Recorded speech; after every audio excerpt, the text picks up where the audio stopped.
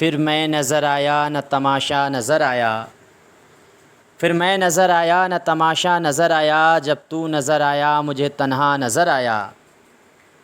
नाजरीन, मैं हूँ बिस्मिल आफ्ताब आलम और आप देख रहे हैं उर्दू हिंदी नॉलेज चैनल। देखिए फ़राक के असगर गोंडबी के इसी शेर से आज का आगाज़ करते हैं। और आज के जो सवाल मैं आपके सामने लेकर के आया हूँ, पहले तो 2-3 सवाल आपके सामने मुनफर्द सवाल रखेंगे और फिर उसके बाद में जो सिलसिला चल रहा था उसमें वहीं से बात करेंगे जहाँ से चल रही थी बात। देखिए आज का जो पहला सवाल है, सवाल ये है कि नज़्म है निशाते उम्मीद लिखी हुई हाल ही की है और इस नज़्म की हैयत क्या है। मुनफर्द सवाल है जिसका आपको जवाब देना है। उम्मीद करता हूँ सभी का आंसर बिल्कुल सही होना चाहिए। उससे पहले यही दरख्वास्त करता चलता हूँ कि जो मुद्दा वक्फ वोट का चल रहा है उसमें ज़्यादा से ज़्यादा तादाद में आप ईमेल कीजिए और अपनी हाज़िरी को दर्ज कराइए। देखिए उसकी डेट बढ़ा दी गई है, अगर आप उसमें नहीं कर पा रहे हैं ईमेल तो ज़रूर कीजिएगा, दूसरों से पूछ करके कीजिएगा। अब ये जो सवाल मैंने आपके सामने रखा है, उम्मीद करता हूँ सभी का आंसर सही होगा। आप जवाब देते रहिए और पोस्टमार्टम करते हुए चलेंगे बाकायदा जो भी आपके सामने सवाल आएंगे। तो इसमें जो हैयत है वो सभी का आंसर सही होगा। जिसने भी हैयत मसनबी की बताई है बिल्कुल सही है। और ये जो है नज़्म लिखी गई थी अंजुमन पंजाब के तहत जो 10 मुशायरे हुए थे, जिसमें पहले मुशायरे में और दूसरे मुशायरे में, फिर चौथे मुशायरे में और फिर 5वें, फिर छठे मुशायरे में शिरकत किसने की थी? तो ये शिरकत की थी हाली ने। तो ये भी आपसे पूछा जाता है। इसके बाद में अगला यही सवाल है कि किस अंजुमन के लिए यही नज़्म इन्होंने जो है वो लिखी थी। तो मैंने क्या कहा था, पहला और दूसरे में इन्होंने शिरकत की है, फिर तीसरे में नहीं की है, चौथे, 5वें, छठे में की है। तो यहाँ से आपको याद रखना है। उम्मीद करता हूँ सभी के सवाल सही होने चाहिए, जवाब सही होने चाहिए। देखिए कोई मशवरा है आपका तो ज़रूर दीजिएगा। और मुझे जो सवाल लगते हैं कि यूपी टीजीटी में आएंगे तो उन पर मैं प्रैक्टिस आपके सामने कराता हूँ और रिवीज़न के लिए मैं इसको एक्सप्लेन भी करता चलता हूँ। तो जिसने इसमें जवाब दूसरा दिया है उसका आंसर बिल्कुल सही है। ये नज़्म जो है वो दूसरे मुशायरे के लिए लिखी गई थी। उम्मीद करता हूँ सभी का आंसर सही हुआ होगा। अगला सवाल है कि हाल ही की दूसरी नज़्म है बरखारूद, उसमें किसकी शिद्दत का बयान किया गया है। बहुत इंपॉर्टेंट सवाल है और ये ऐसे सवाल आपसे गलत नहीं होने चाहिए। देखिए रिवीज़न के लिए वीडियो जो है ये सवाल फिर से आपके सामने आएंगे, लेकिन आपके यहाँ पर अगर कोई क्वेश्चन गलत होते हैं तो उसको ज़रूर नोट कीजिएगा। रिवीज़न में अगर वो गलत होते हैं तो फिर हर हाल में आपको नोट ही करना है। उम्मीद करता हूँ इसका जवाब आपका सभी का सही हुआ होगा। अगर आप चैनल पे पहली बार आए हुए हैं तो चैनल को सब्सक्राइब करके जुड़ जाइए और अपनी तैयारी को मजबूत कीजिएगा। देखिए सरकार जो है वो लगातार वैकेंसी निकालने के मूड में नहीं है। जो सीट भर जाएंगी दोबारा कभी मौका नहीं मिलेगा, अगले 25-30 साल तक के लिए वो सीट भर जाएगी। तो इसी बार आपके पास मौका है और आप सभी लोग पूरी ताकत लगा करके ये सीट हासिल कर लीजिए अगर आपका फॉर्म पड़ा है। तो इसमें जिसने आंसर डी दिया है उम्मीद करता हूँ उसका सभी का आंसर सही होगा। देखिए ये नज़्म याद रखिएगा, इसमें गर्मी की शिद्दत का बयान है और बारिश की आमद का बयान है। तो अगर यहाँ पे ये वाला अगर आंसर ना दिया गया होता डी वाला तो आपका आंसर फिर जो है वो बी सही होता। गर्मी की शिद्दत का बयान है, बारिश नहीं सही होता। क्यों नहीं होता? क्योंकि बारिश की शिद्दत का बयान नहीं है, बारिश की आमद का बयान है और गर्मी की शिद्दत का बयान है। इसको गौर कीजिएगा इस पे सवाल पे। आगे देखिए सवाल। अब सवाल बात करेंगे इस्माइल मेरठी। उम्मीद करता हूँ सभी का आंसर इसमें सही होना चाहिए। पहली बात तो ये सवाल देख लीजिए, इस्माइल मेरठी के वालिद का नाम। देखिए इनकी पैदाइश कब हुई थी, इनका असल नाम आपको मालूम है कि शेख मोहम्मद इस्माइल था और पैदाइश इनकी जो हुई है वो 1844 में। अगर नहीं याद है तो आपको इसको याद कर लेना चाहिए। मेरठ में हुई थी। इंतकाल अगर पूछा जाता है तो 1917 में हुआ है, ये भी आपको जहन में रहना चाहिए। दूसरी चीज़ आपको याद रखना है, ये सवाल का पहले आंसर दीजिए उसके बाद आगे बात करेंगे।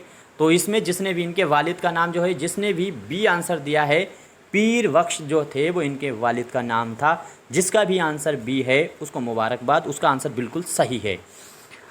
अगला सवाल देखिए, सवाल है इस्माइल मेरठी ने, थोड़ा मैं जल्दी इसलिए कोशिश करता हूँ कि ज़्यादा से ज़्यादा कम समय में आपके सामने बातें रख पाऊँ। जब तक आप जवाब देते रहिए, लगातार कमेंट किया कीजिए फटाफट। इस्माइल मेरठी ने 1870 में किसके दस्ते मुबारक पर वैद की थी? यानी ये किसके जो है वो मुर्शिद बने थे? तो उम्मीद करता हूँ ये सभी का आंसर सही होना चाहिए। जब तक याद रखिए कि शायरी में अगर इनके उस्ताद पूछा जाए तो वो मिर्ज़ा गालिब हैं, ये आपको बिल्कुल भी नहीं भूलना चाहिए।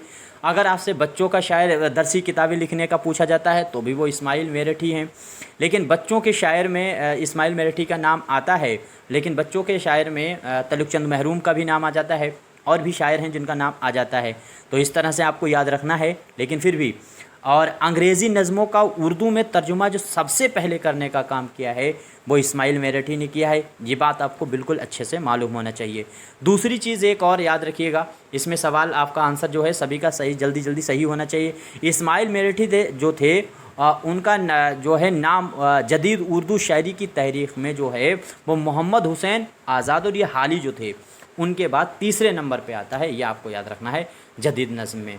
तो जिसने भी आंसर आपका सी दिया है उसका बिल्कुल सही है। सैयद गौस अली शाह कलंदर पानीपती का नाम आपको याद रखिएगा। इनसे जो है इन्होंने वैत किया था। अब जिसने जिसने शायरों ने वैत किया है, असगर गोंडवी हैं और भी हैं शायर, उनके नाम याद रखना है, उनके पीर का नाम याद रखना है। पीर व मुर्शिद का ये सिलसिला सूफ़ीज़्म में अच्छा खासा चलता चला आया है पहले से भी। इस्माइल मेरठी की नज़्म है आसार सल्फ़। तो आसार सल्फ़ इसकी हैयत आपको मालूम ही है। हैयत इसकी क्या है? तो मुसम्मन की हैयत है। तो अब आपको बताना है ये मुसम्मन की जो हैयत है तो इसमें कुल मिलाकर के बंद की तादाद कितनी है आसार सल्फ़। तो दूसरी चीज़ याद रखिए इनकी एक और नज़्म खुदा की सनत। तो खुदा की सनत जो है वो उसकी हैयत अगर कहीं पूछ ली जाए खुदा न खास्ता, तो आपको याद रखना है उसकी हैयत मसनवी की है। और उसमें अगर अशार की तादाद पूछी जाए तो 40 है। अब इसका जवाब आपको देना है इसमें अशार की तादाद कितनी है। नज़्म का नाम है आसार सल्फ़। पहली बात तो यही रहे कि नज़्म किसकी है? इस्माइल मेरठी की। आंसर जिसका भी ए है, यानी 70 बंद का आंसर जिसने भी दिया है कि 70 हैं बंद, तो उसका आंसर बिल्कुल सही है। आगे देखिए, अगला सवाल है असगर गोंडवी। देखिए, अगर क्वेश्चन आपको पसंद आते हैं, मैं हर जो है वो सहूलियत आपको देना चाहता हूं जिससे एग्ज़ाम आसानी से निकाला जा सके, मेहनत ज़्यादा से ज़्यादा की जा सके। जब मैंने स्टेटस चेक किया व्यूज़ देखने वालों का, तो उसमें उम्र जो है वो देखने वालों की मेरे जो व्यूज़ जो आ रहे हैं उनमें 35 से 45 साल की उम्र के लोग जो हैं वो ज़्यादा वीडियो मेरी देख रहे हैं। इसका मतलब टीजीटी में 35 साल की एज के आसपास अमूमन लोग हैं जो वीडियोस ज़्यादा देख रहे हैं, 80%। बाकी और उससे ना कम एज वाले हैं। इसलिए मैंने इसका बैकग्राउंड है जो ब्लैक कर रखा है ताकि आप रात में अगर ज़्यादा वीडियो देखें तो आंखों पे इफ़ेक्ट ना पड़े। अब ये सवाल देखिए, और सवाल का लेवल अगर आपको पसंद आता है तो ज़रूर अपना मशवरा दिया कीजिएगा। असगर गोंडवी ने इब्तदा में किस से मशवरा सुखन किया था? सबसे पहले इब्तदा में यह आपको बताना है। देखिए, इनकी पैदाइश आपको याद रखना है 1884 में हुई है। यह आपको याद रखना है। शहर हर हाल में याद रखना है गोरखपुर में हुई है। ना तो इनका इंतकाल गोंडा में हुआ है, ना इनकी पैदाइश गोंडा में हुआ है, फिर भी इनके नाम के आगे गोंडवी लगा है। पैदा ये गोरखपुर में हुए हैं, ये याद रखना चाहिए। इंतकाल 1936 में हुआ है, 1936 में इलाहाबाद में, ये आपको याद रखना है। वालिद का इनके नाम याद रखिए, तफज़ुल हुसैन जो है वो इनके वालिद का नाम है। शादत जिमावादी के भी वालिद का यही नाम है, और अकबर इलाहाबादी के भी तफज़ुल हुसैन ख़ान जो है वो नाम है। इन तीनों के वालिद का नाम ऐसे आपको याद रखना है। दूसरी चीज़ आपको याद रखना है कि ये जिगर मुरादाबादी और ये दोनों जो है आपस में साड़ू साड़ू हैं, और बड़ा दिलचस्प किस्सा है इनकी। इन्होंने पहले शादी जो है असगर की साली से की थी। बाद में असगर ने, जब इन्होंने अपनी बीबी को तलाक दे दिया था, क्या कहते हैं, जिगर मुरादाबादी ने, तो असगर ने उनसे शादी कर ली। असगर का जब इंतकाल हुआ तो इनकी बीवी से जिगर ने शादी कर ली, यानी इनकी दोनों की आपस में बीवियां इंटरचेंज हो गई थी। अब आगे देखिए, इसमें सवाल का जवाब देना है, फटाफट जल्दी से दीजिए। दूसरी चीज़ आपको याद रखना है, इनकी अगर बीवी का बाई चांस नाम ही पूछ लिया जाए, तीसरी शादी जो इन्होंने असगर की बीवी से की थी उनका जो है नसीम था नाम, ये आपको याद रखना चाहिए। तो इसमें जो है आंसर सभी का सही होना चाहिए। उम्मीद करता हूँ सभी का सही हुआ भी होगा। तो वो आपका आंसर सही होगा मुंशी खलील अहमद वजद विल ग्रामी, इनका नाम आपको याद रखना है। बाद में इन्होंने जो ली है इस्लाह वो बी वाला ऑप्शन है, अमीरुल्लाह तस्लीम से इन्होंने इस्लाह ली है। लेकिन अव्वलीन पूछा गया है इन्होंने किससे ली है इब्तदन, तो आपको वही नाम याद रखना है। आगे देखिए, असगर के पहले शेरी मजमुआ का नाम आपको बताना है। बहुत आसान सा सवाल है और इस तरह से सवाल अगर आपसे गलत होते हैं तो बहुत गलत बात है। दूसरी चीज़, अच्छा इन्होंने जो बैत किया था किसके हाथ दस्ते मुबारक पर, तो वो भी याद रखिए, तसव्वुफ़ की तरफ ये माइल हुए थे। तो इन्होंने जो है असगर जो थे उन्होंने अब्दुल गनी मगलोरी जो थे उनसे बैत किया था। ये आपको अच्छे से याद रहना चाहिए। दूसरी चीज़ आपको ये एक बात और भी याद रखना है कि असगर गोंडवी जो हैं वो हिंदुस्तानी प्रेस जो कोलकाता में कायम हुई थी उससे निकलने वाला एक रिसाला था हिंदुस्तान, उसके एडिटर भी रहे हैं। ये आपको याद रहना रहे तो बहुत अच्छी बात है। और याद रहना, मेरे ख़्याल से तो जो चीज़ें मैं बताने की कोशिश करता हूँ वो अच्छी से अच्छी चीज़ें लाने की कोशिश करता हूँ, याद रहती हैं।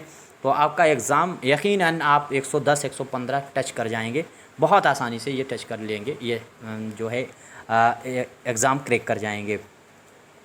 दूसरी चीज़ एक और याद रखिएगा, जब ये बात आई है कि असगर के बाद जो है आखिरी उम्र में ये इनका जो हिस्सा है वो इलाहाबाद में गुजरा है और इलाहाबाद में ही इनका इंतकाल हुआ है, ये आपको याद रहे।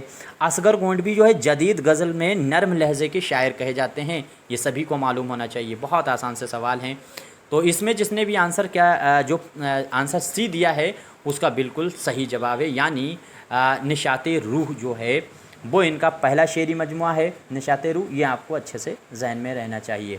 इसके बाद में एक चीज़ और भी याद रखिएगा, असगर गोंडवी की से मुतालिक बात हो रही है तो असगर के कलाम में जो है नशातिया रंग हमें फ़ारसी शायरी जो शायर थे हाफिज़ उनका ज़्यादा नज़र आता है, याद दिलाता है। तो कौन है फ़ारसी के शायर? हाफिज़। या यूँ सवाल पूछा जा सकता है कि असगर गोंडवी के वहाँ किस फ़ारसी शोरा का रंग मिलता है, तो हाफिज़ का। यह आपको याद रहना चाहिए। अगला सवाल देखिए, सवाल है नज़्मो नस्र पर एक नज़र किसकी नज़्म है? नज़्मो नस्र पर एक नज़र किसकी नज़्म है? देखिए, अगर आपसे ये पूछ लिया जाए असगर गोंडवी के बारे में, इनका दूसरा शेरी मजमुआ अगर कहीं पूछ लिया जाए तो वो भी याद रहे, सरूद ज़िंदगी है और वो 1934 में आया था। ये आपको याद रहना चाहिए। दूसरा जो इनका शेरी मजमुआ है, उर्दू शायरी की ज़हनी तारीख़ इन्हीं का लिखा हुआ है, ये भी आपको याद रहे, बहुत अच्छी बात है। दीवाने अगर पूछा जाए, दीवाने मज़हर जाने जाना जो था उसको किसने मुरत्तिब किया, वो भी इन्होंने किया है, असगर गोंडवी ने। यादगार नसीम को इन्होंने मुरत्तिब किया है। बहुत इस तरह से इन्होंने काम किया है जो बहुत ही अहम है। तो इसमें उम्मीद करता हूँ सभी का आंसर सही हुआ होगा। इसमें जिसने भी आंसर डी दिया है वो उसका सही है, यानी ये जो है असगर गोंडवी की तसनीफ़ है, तनक़ीदी तसनीफ़ है, नज़्म व नस्र पर एक नज़र। इनकी तनक़ीदी किताबों में और भी बहुत सी तनक़ीदें हैं, जैसे रुबायात रवां है, मुक़दमा क़याम ज़िंदगी है, ये भी इन्हीं की किताब है। मुक़दमा यादगार नसीम भी इन्हीं का है, ये भी आपको अच्छे से याद रहना है। मुक़दमा रूह रवां, ये तो याद रहने चाहिए। उर्दू की नशोनुमा, उर्दू शायरी के नशोनुमा या उर्दू शायरी की ज़हनी तारीख़, ये इन्हीं की किताबें हैं। इसके बाद में नवेद ज़िंदगी, ये सारी किताबें जो मैंने बताई हैं वो तनक़ीदी किताबें हैं। किसकी हैं? तो असगर गोंडवी की हैं। आगे देखिए, फटाफट जवाब देते रहिएगा। अब बात करते हैं या सेगाना चंगेज़ी पर।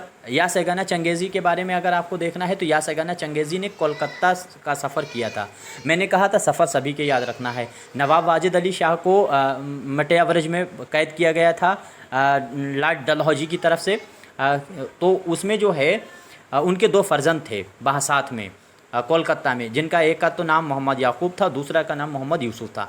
अब आपको जवाब ये देना है, इन दोनों को अंग्रेज़ी तालीम देने के लिए उस्ताद, अंग्रेज़ी के उस्ताद मुकर्रर होकर या सेगाना चंगेज़ी साहब गए थे। किस सन में गए हैं, ये जवाब आपको देना है। उम्मीद करता हूँ सभी का आंसर सही होगा। ये देख लीजिएगा आंसर, यहाँ पे चारों ऑप्शन आपके सामने हैं। जब तक अच्छा एक चीज़ और याद रखिएगा, इन्होंने सबसे पहले तखल्लुस याद रखा था। दूसरी बात याद रखना है, बाद में इन्होंने यगाना तखल्लुस कर दिया था। एक चीज़ और याद रखिएगा, इनका असल नाम जो है वो मिर्ज़ा अफ़ज़ल अली बेग था। इनका तारीख़ी नाम जो था वो मिर्ज़ा अफ़ज़ल अली बेग था। बाकी इनका जो है वो असल नाम आपको मालूम ही है, वाजिद हुसैन है। और ये सभी को मालूम है, बहुत आसान है। 1884 में ये पटना में पैदा हुए हैं, इंतकाल इनका लखनऊ में हुआ था, ये 1956 में हुआ था। वालिद का इनके नाम है वो मिर्ज़ा ग़ुलाम हुसैन था। यहाँ आपको मिर्ज़ा प्यारे साहब के नाम से बड़े मशहूर थे इनके वालिद साहब। तो ये बातें मोटी मोटी चीज़ें हैं जो आपको याद रहें तो बहुत अच्छी बात है। तो उम्मीद करता हूँ सभी का आंसर सही हुआ होगा। और इसमें जिसने आंसर दिया है 1904, यानी सी आंसर जिसका भी है उसका बिल्कुल जवाब सही है। देखिए इनके बारे में और भी इन्होंने जो सफ़र किए हैं, जैसे दूसरे शायरों ने, वो मैं बात करता चलता हूँ, क्योंकि सफ़र पर थोड़ा सा गौर कीजिएगा। अब ये सवाल देख लीजिए। सवाल ये है कि यास एगाना चंगेज़ी ने अपने पहले शेरी मजमुआ, अपने शेरी मजमुआ किस शेरी मजमुआ के सरे वर्क पर खाक पाए आतिश लिखा है। ये आतिश के बड़े दिलदादा हैं, तो खाक पाए आतिश इन्होंने किस मजमुआ पर लिखा है, इसका आपको जवाब देना है। दूसरी चीज़ आपको याद रखना है कि यगाना ने लखनऊ के नामवर जो शोरा थे, उनमें हकीम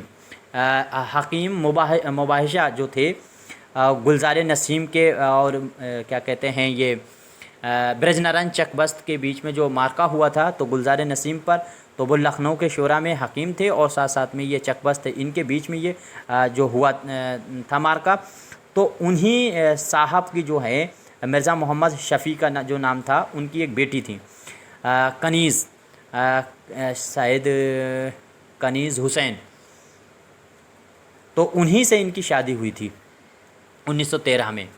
ये मुझे याद आता है, याद रखिएगा। अगर याद, खैर इनकी बीबी के डायरेक्ट नाम आपको याद रखें, इतना लंबी तफसील नहीं याद रहे। कनीज़ जो है किसकी बीबी का नाम है, तो वो इन्हीं की बीबी का नाम है। अब इसका जवाब दीजिए फटाफट। उम्मीद करता हूँ मैं जब तक कुछ और बातें करता हूँ। जैसे यास एगाना चंगेज़ी ने जो है पहले सैयद अली ख़ान जो थे बेताब अज़ीमाबादी थे, उनसे इन्होंने शायरी में मशवरा लिया था। फिर उसके बाद शाद अज़ीमाबादी से इन्होंने मशवरा लिया। ये भी आपको अगर याद रहता है तो अच्छी बात है, याद रख लीजिएगा। अच्छा, 1927 से इन्होंने यास तखल्लुस जो था उसको तर्क कर दिया था, और यगाना तखल्लुस 1927 से इन्होंने इस्तेमाल किया था। तो ये आपको बताना है, बहुत इंपॉर्टेंट सवाल था। अगर इसका जवाब आपने दिया है तो बिल्कुल सही है। उम्मीद करता हूँ सभी का आंसर सही होगा। नश्तरे यास याद रखिएगा, उस पे लिखा हुआ है सरे वर्क, उसके सरे वर्क पे खाक पाए आतिश लिखा हुआ है। अगला सवाल देखिए। यगाना ने अंजुमन खासान अदब के नाम से एक अदबी अंजुमन बनाई थी, किस सन में ये अंजुमन बनाई गई है? उम्मीद करता हूँ सभी का आंसर सही होगा। अच्छा, अगर आपसे पूछ लिया जाए कि इन्होंने आँखों की इलाज के लिए जो है कहाँ का सफ़र किया था, यागाना ने, तो लखनऊ का सफ़र किया था। दूसरी चीज़, शोराय लखनऊ जो थे उन्होंने तो वो गालिब के बड़े दिलदादा थे, लखनऊ के जो शोरा थे। और इसके बाद में क्या है, और ये आतिश के बड़े मुक़ल्लिद थे। यगाना आतिश के थे और लखनऊ वाले गालिब के थे। गालिब को ये बहुत बुरा कहते थे, तो इन्होंने जब बहुत बुरा कहना शुरू किया था, तो उनकी बातों का जवाब जो है बाकायदा जो है अदबी रिजवी अदीब जो थे, उन्होंने इनको जवाब दिया था, जिसको इन्होंने तस्लीम नहीं किया था। उन्होंने बहुत से इनको ख़त लिखे थे और कहा ये गालिब के बारे में जो आप बातें कह रहे हैं ये सब सरासर गलत हैं, लेकिन इसको माना नहीं। और उससे भड़क करके ही इन्होंने गालिब शिकन करके एक रिसाला निकाल दिया था रुबाइयों का, जिसमें 24-25 रुबाइयाँ थी, और गालिब पर ही उसमें सारी तनकीद इन्होंने कर डाली यगाना ने। तो यह आपको याद रहना चाहिए। अब ये सवाल जो है इसका जवाब दीजिए, तब तक आगे बात और करते हैं। यास एगाना चंगेज़ी के बारे में एक चीज़ और याद, इनके पहला शेरी मजमुआ है वो नश्तरी यास 1914 में आया था। ये बात आपको जहन में रहना चाहिए, जो अभी ऊपर बात मैंने की थी। दूसरी बात, चिराग सुखन जो है, चिराग सुखन में इन्होंने अपने आप को आतिश परस्त कहा है। ये आतिश परस्त किस किताब में कहा है, तो चिराग सुखन में कहा है। ये बात आपको याद रखनी चाहिए। दूसरी चीज़ है, यगाना ने गालिब शिकनी का आगाज़ जो किया था, उनके पहला शेरी मजमुआ नस्तरे यास से ही किया है। ये भी आपको याद रहना चाहिए। इसका जवाब अच्छा है 1919 होगा। जिसने भी दिया है बिल्कुल सही है। जो अंजुमन खासान अदब थी उसको यगाना ने कायम किया था 1919 में। यगाना चंगेज़ी का पहला शेरी मजमुआ कौन सा है? तो ये बात तो मैंने अभी बिल्कुल बताई है। इसका जवाब बहुत आसान है कि यास एगाना चंगेज़ी का पहला शेरी मजमुआ कौन सा है। तो इनका पहला शेरी मजमुआ जो यास एगाना चंगेज़ी का है वो यही है, नश्तरे यास। ये आपको याद रहना चाहिए। दूसरी चीज़, और भी इनकी तसानीफ़ें हैं, जैसे तराना है, गंजीना है, कचकोल है, और इनकी खुद नविश्त जो है कलमी जो है वो खुद नविश्त यास के नाम से जो शाया हुई है वो खुद नविश्त है। चिराग सुखन इनकी किताब है, यह आपको याद रहना चाहिए। दूसरी चीज़ है शोहरत का काजबा, इस किताब का पूरा नाम जो है वो शोहरत का काज़बुल मारूफ बा खुराफात अज़ीज़, ये जो है इनकी लिखी हुई है। गालिब शिकन तो मैंने बताया है, यह आपको सारी चीज़ें याद रहनी चाहिए। अच्छा, यासेगाना चंगेज़ी अपने नाम में कई तरह के नाम इस्तेमाल कर देते, जैसे ये इमामुल ग़ज़ल इस्तेमाल करते थे, खुदाए बंदे मानी इस्तेमाल करते थे, अबुल मानी इस्तेमाल करते थे, मुजाहिद असर या इस्तेमाल करते थे। गालिब जंग तो करते ही करते थे, गालिब शिकन भी करते थे, लेकिन अबुल मानी और इमामुल ग़ज़ल ये दोनों ज़्यादा इनको पसंद था, इसका ज़्यादा इस्तेमाल करते थे। इटावा से इन्होंने एक रिसाला भी निकाला था यासेगाना चंगेज़ी ने, सहीफ़ा के नाम से। सहीफ़ा जो है वो इनका रिसाला है, ये अगर याद रहता है बहुत अच्छा। 1926 में यासेगाना चंगेज़ी ने क्या करा था, असगर गोंडवी और जिगर दोनों के साथ में लाहौर का सफ़र किया था। अब ये किताबों में मिलता है कि इन्होंने लाहौर का सफ़र किया था, लेकिन अब याद रखिए इन तीनों ने वहाँ पे चश्मे का व्यापार किया था। चश्मे का व्यापार करने के लिए सफ़र किया था। वहाँ पर जिगर ने, असगर ने चश्मे का व्यापार भी किया था लाहौर में, और लाहौर में ही इनकी मुलाकात, यासेगाना चंगेज़ी ने भी चश्मे का व्यापार किया है। ये बात अमूमन बहुत कम किताबों में मिलता है। और इसके साथ ही साथ एक चीज़ और याद रहे कि यासेगाना चंगेज़ी की मुलाकात जो है वो इकबाल से वहीं लाहौर में हुई थी। और इनकी जो ज़बानदानी थी, बोलने का जो ढंग था, कुछ लोगों का होता है, बड़े यारवाज होते हैं, तो उसमें बड़ा उससे बहुत मुतासिर हुए थे इकबाल, और इकबाल इसी वजह से इनके बड़े जो है दिलदादा बन गए थे, और इनको पसंद करने लगे थे यासेगाना चंगेज़ी को। हैदराबाद का सफ़र अगर कहीं बाई चांस पूछ ले, 1927 में किया है इसने यागाना ने। तो ये सारी चीज़ें हैं मोटी मोटी याद। अच्छा, अवध जो अखबार था, लखनऊ से निकलता था अवध अखबार, उससे भी यागाना वाबस्ता रहे हैं, ये बात भी आपको याद रखनी चाहिए। इसके आगे आप सवाल देखिए कि फ़िराक गोरखपुरी जो है वो यूजीसी जो ग्रांट कमीशन है, एग्ज़ाम कराती है यूजीसी नेट का जो एग्ज़ाम लेती है, तो ये यूजीसी जो है उसके प्रोफेसर, नेशनल प्रोफेसर जो हैं वो कब मुंतखब हुए थे, ये जवाब देना है। दूसरी चीज़, अब तक इनका देखो पैदाइश इनकी आपको मालूम ही रहे, बस सभी को मालूम है, 1896 में हुई थी ये फ़िराक गोरखपुर में ही हुई थी फ़िराक की, और इंतकाल इनका 1982 में हुआ था दिल्ली में, ये याद रहे। यही सब पैदाइश और इंतकाल की सन जो है वो जोश मलियावादी की भी है। और इनके वालिद का नाम आपको याद रहे गोरख प्रसाद था, और इबरत तखल्लुस इस्तेमाल करते, ख़ास तौर से इबरत तखल्लुस पे गौर कीजिएगा फ़िराक गोरखपुरी के वालिद साहब का। अच्छा, इन्होंने क्या है जो है प्रोफेसर वसीम खैराबादी से और रियाज़ खैराबादी से इस्लाह लिया था। इन्होंने पीसीएस का भी एग्ज़ाम 1919 में पास किया था फ़िराक गोरखपुरी साहब ने। तो इसका जवाब आपको देना है, तो इसमें जिसने भी जवाब बी दिया है उसका सही है।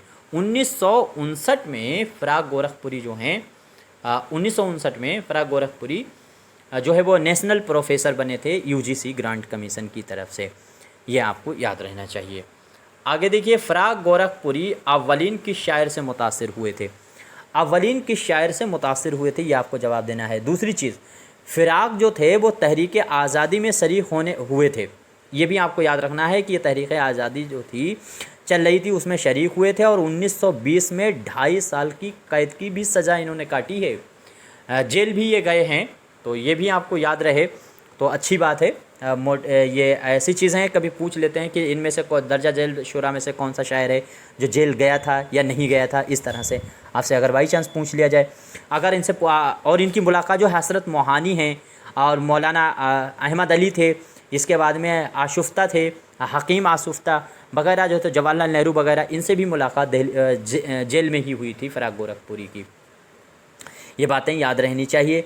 दूसरी बात, फ़िराक गोरखपुरी ने 19 वर्ष के होने के बाद शायरी शुरू की थी, और 1916 में जो है उनकी शायरी का आगाज़ हुआ था। ये कॉल जो है वो ख़ुद फ़िराक ने अपने आप कहा है।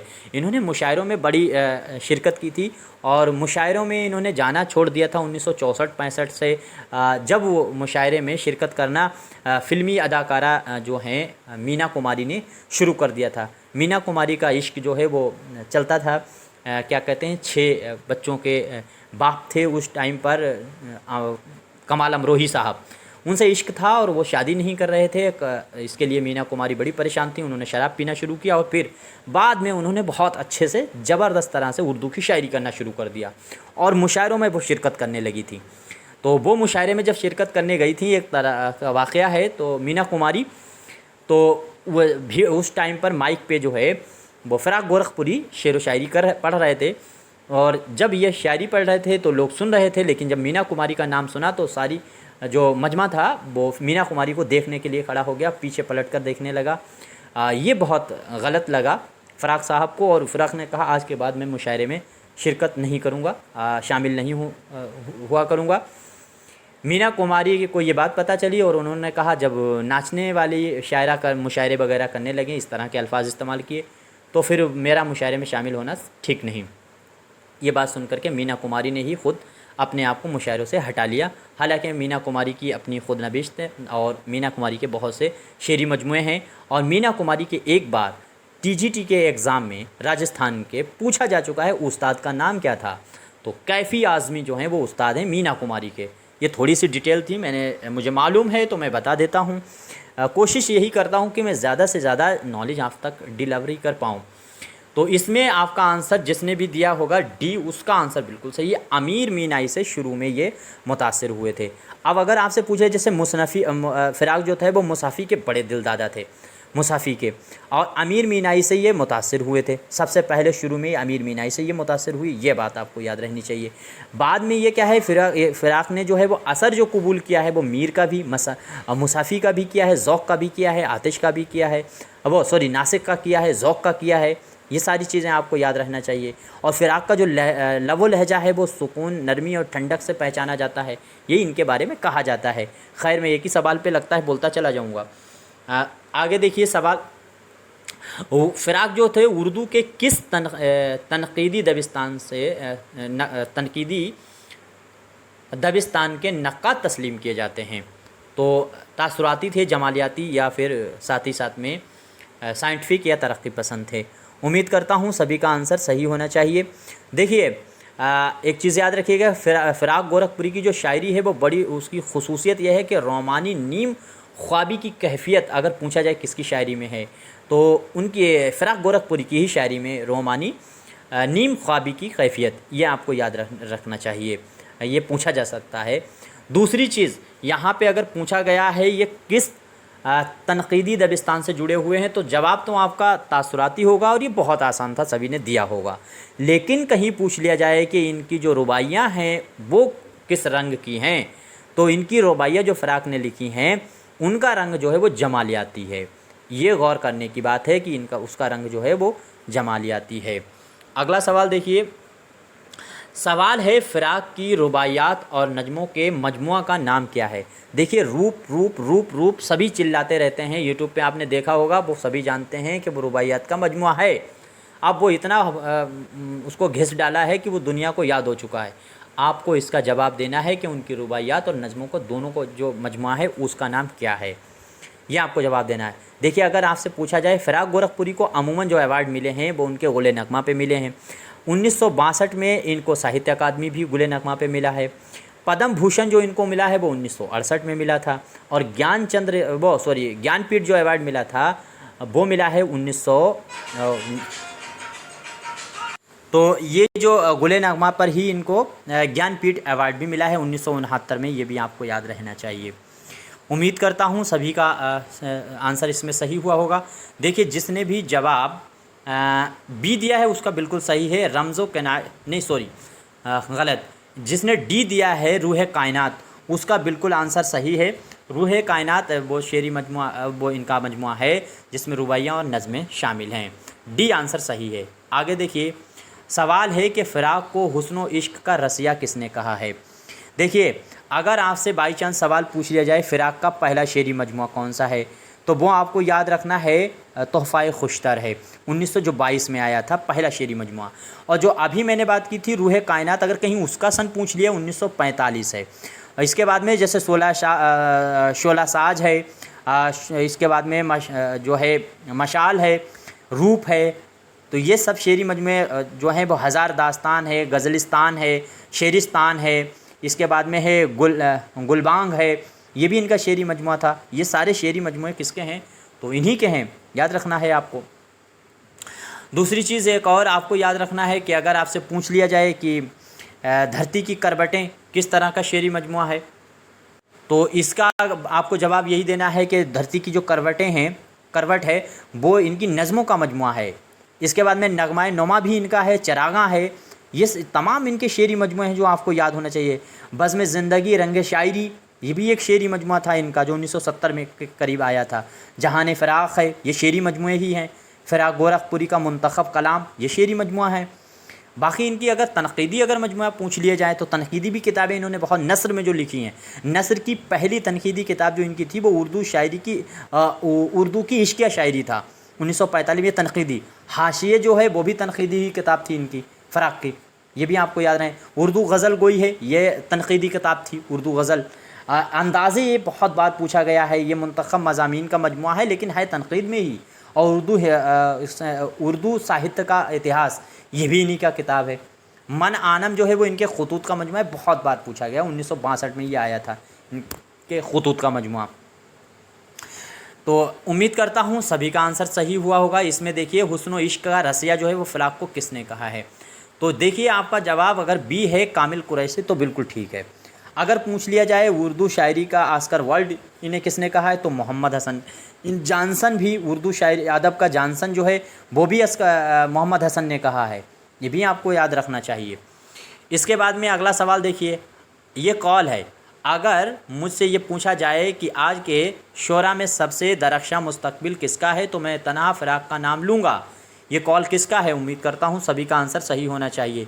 कॉल देख लीजिए, फटाफट जवाब दीजिए। और भी कॉल हैं इनके जो आपको याद रहने चाहिए। जैसे अगर आपसे ये पूछ लिया जाए कि कॉल किसका है कि फ़राक़ ने उर्दू में हिंदुस्तानी देवमालाई अनासर, ये पूछा जाता है कि देवमालाई अनासर कहाँ पाए जाते हैं, कहाँ पाए जाते हैं, किसके वहाँ पाए जाते हैं, तो ये फ़राक़ के वहाँ पाए जाते हैं। लेकिन आपसे पूछ लिया जाए ये बात किसने कही है तो गोपी चंद नारंग ने ये बात कही थी कि फ़राक़ जो हैं वो उनके वहाँ हिंदुस्तानी देवमालाई अनासर और तसव्वुर की जमालियात पाई जाती है, तर्जुमानी पाई जाती है, ये बात कही थी इन्होंने। मजनू गोरखपुरी जो थे, मजनू गोरखपुरी, उन्होंने भी एक कॉल कहा था जो बहुत इम्पोर्टेंट है। जैसे फ़राक़ जैसी जामा शख्सियतें रोज़ रोज़ नहीं पैदा होती, ये अगर कॉल पूछा जाए तो मजनू गोरखपुरी का था और ये पूछा जा चुका है कॉल। फ़राक़ हुस्न जमाल की बोलती हुई रूह के शायर हैं, अगर इस तरह से पूछा जाता है तो वो मजनू जो है गोपी चंद नारंग का ही कॉल है। उर्दू शायरी में आने वाली शख्सियत फ़राक़ की है, तो आने वाली शख्सियत फ़राक़ की है, ये बात कही थी असगर गोंडवी ने।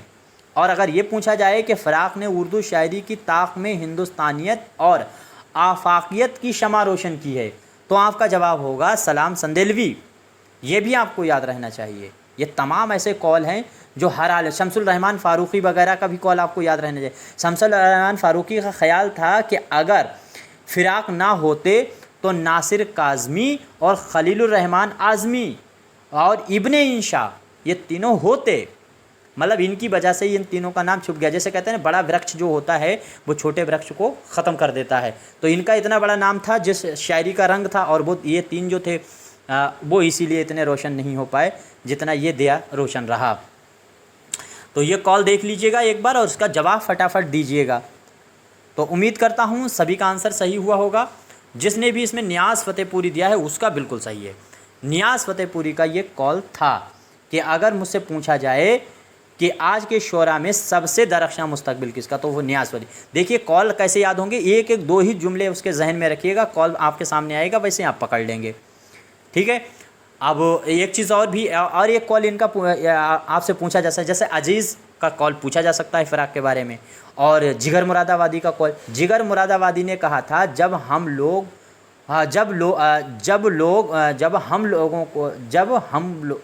क्या कहा था इसने, जब हम लोगों को भूल जाएंगे उस वक्त भी फ़राक़ की याद ताज़ा रहेगी।